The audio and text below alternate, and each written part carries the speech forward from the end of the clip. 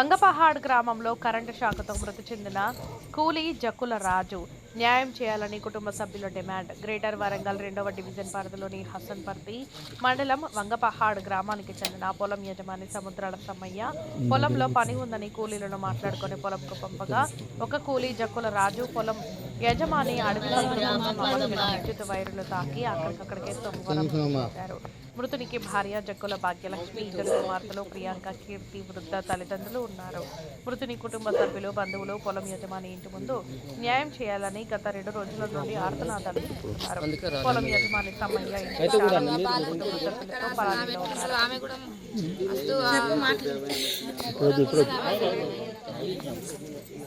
ఇంటి మీరు కూడా వంగపడి ఊరు అని చెప్పి కూడా లాస్ట్లో కావాలి. వంగపడి ఊర్లో ఇట్లా అయింది అన్నట్టు కూడా మీరు పోతా దాన్ని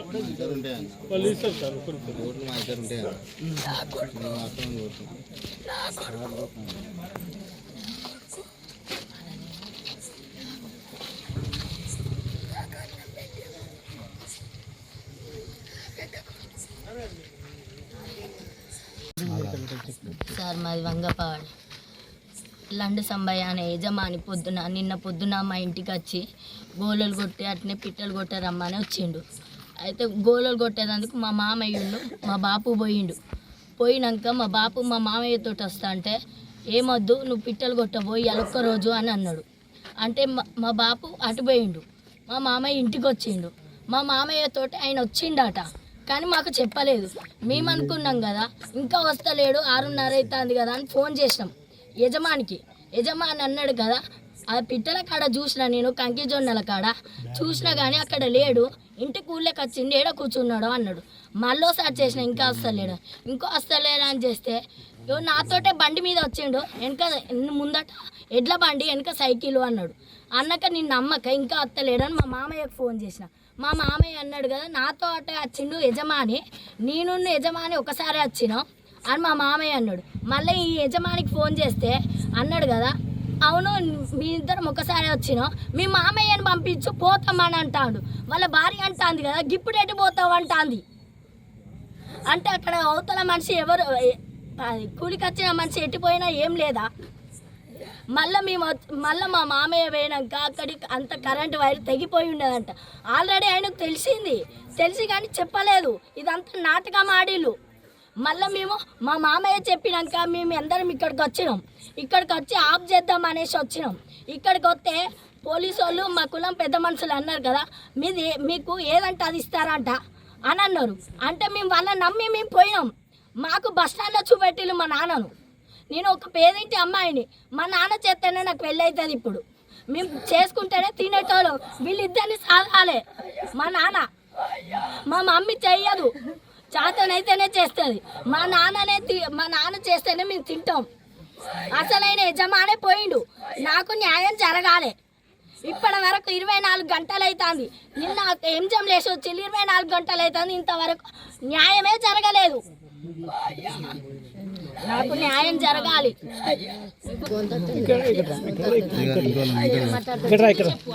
మాట్లాడేది మా బావ ఊళ్ళో ఉన్నాడో లేడో తెలుసు, భగవంతునికి ఎరక. పొద్దున పనికి రమ్మంటే పోయిందంట. పనికా నుంచి వచ్చినాక మరి వచ్చిందో రాలేదని వీళ్ళు 10 సార్లు పదే ఫోన్లు చేస్తా అంటే మరి ఉన్నాడమ్మా లేడమ్మా అని ఆయన పోయినోడు కాదు. ఆయన తప్పు ఉన్నదో లేదో మాకు తెలియదు. మేము పొద్దున పోయినప్పుడు కూడా నైట్ వచ్చి ఇక్కడ ఉంటే పొద్దున న్యాయం చేస్తాం పోలీ అన్నారు. పొద్దున్న నుంచి న్యాయం చేస్తాం అని తీరే టైంకు 6 గంటలకు చేతులు ఎత్తి మాకు ఎలాంటి న్యాయం చేయలే. ఇప్పుడు ఎవరిని అడిగినా కూడా మాకు ఏం లేదు మీ ఇష్టం అని అంటారు. మేము వాళ్ళను కొట్టుకోరాలే తిట్టుకోరాలి, మాకు పాపకు న్యాయం చేయండి, వాళ్ళని జాదేటట్టు చూడండి గంతే. మాకు ఎలాంటిది వద్దు, పాపకు న్యాయం చేయండి, ఈమెను చూడండి గంతే. మేము ధర్నాకు రాలేదు, కొట్టుకోవడానికి రాలేదు, మేము దేనికి రాలేదు, మాకు న్యాయం చేయండి గంతే. మీ ప్రభుత్వాన్ని మొక్కేది ఒకటే ముచ్చట, న్యాయం అనేది చేయాలి మాకు గంతే. పోలీసు మేము ఇక్కడికి వచ్చినాక వచ్చింది సార్ పోలీసు వాళ్ళు అన్ని పై రోజు చేసిళ్ళు. ఆల్రెడీ ఎప్పుడు అయిపోయింది నాకు తెలిసినాక మేము ఇక్కడికి వస్తే మీకు రేపు పొద్దుడికి అన్ని న్యాయం చేస్తారంట, మీరు ఏం అడుగుతా అది ఇస్తారంట అన్నారు. ఇప్పటి వరకు 24 గంటలు అవుతుంది సార్. నా నాన్న పోయి ఎంచంలో ఉన్నాడు, ఇంతవరకు ఆడబిడ్డకు న్యాయం చేయలేదు. ఆ యజమాని అసలే నిర్లక్ష్యంగా ఉన్నాడు సార్. నాకు న్యాయం జరగాలి.